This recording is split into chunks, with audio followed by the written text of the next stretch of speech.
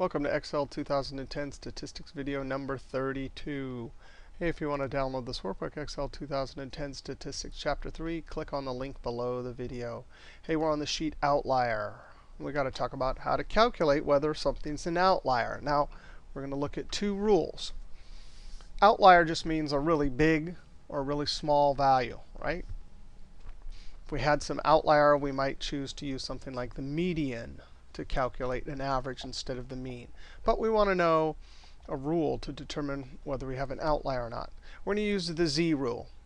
The Z rule is simply, and we saw how to calculate Z last video. Z is standard deviations above or below the mean. So we're going to say if it's plus or minus 3 standard deviations, which means 3 standard deviations below or above the mean, it's an outlier.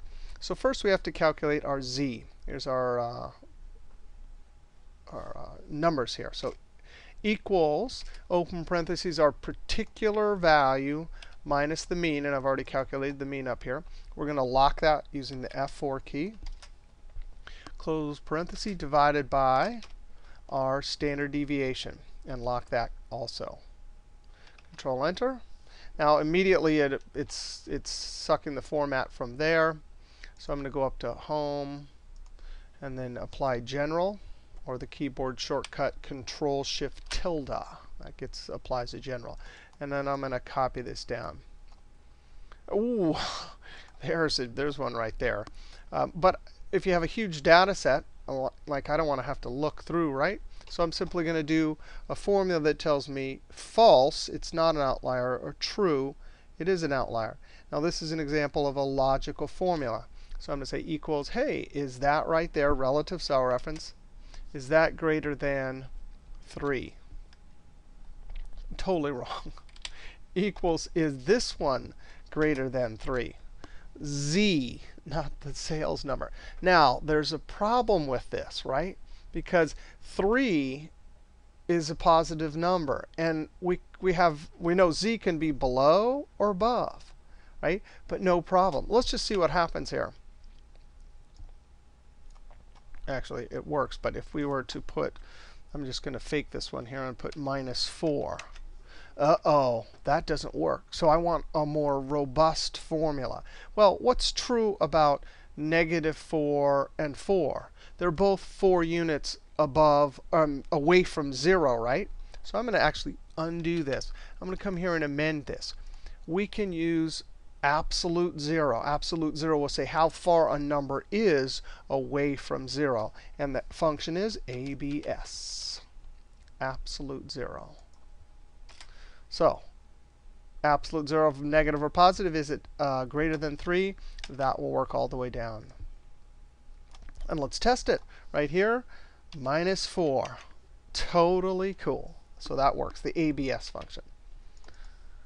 All right, now that's the standard, the Z rule, plus or minus 3 Z's. Now let's use our outer limit rule from our talking about quartiles and our box plot. The outer limit rule says you take quarter 1 minus 1.5 times the interquartile range, and the upper limit would be quarter 3 plus 1.5 times interquartile range. Now, if you look over here between 8 and 20, there's some hidden rows. So if you highlight with your cursor 8 to 20 and right-click Unhide. If you don't see Unhide, and then you're maybe clicking the cells. It's got to be the rows. Right-click, Unhide. I've already done this calculation here, quartiles. So I went ahead and calculated quartile 1, quartile 3. The interquartile range is simply the upper quartile, which is quartile 3 minus quartile 1. That's the interquartile range. And then here, I've calculated the lower limit. So I took quartile 1, 45, and subtracted the interquartile range times 1.5. So that's kind of like our interval, that 1.5 times the interquartile range. And then we plus on the upper end, like we did here, and minus on this end. So there's our upper. We go to 62. That's the third quartile.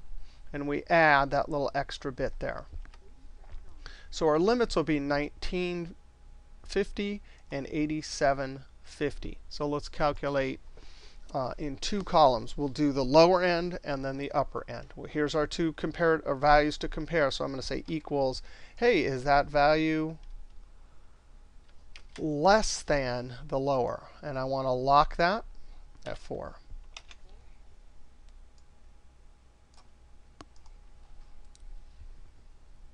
And then this one's going to be on the upper end. Is that greater than this? And I'm going to hit F4 to lock it.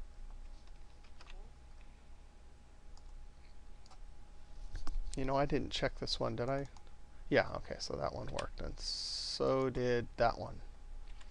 All right, so here we could see, oh, there's two values using this rule, but using the 3z, the plus or minus 3z's, we only got one. All right, just like statistics, there's always different ways to do things. So outliers, two different methods. All right, see you next video.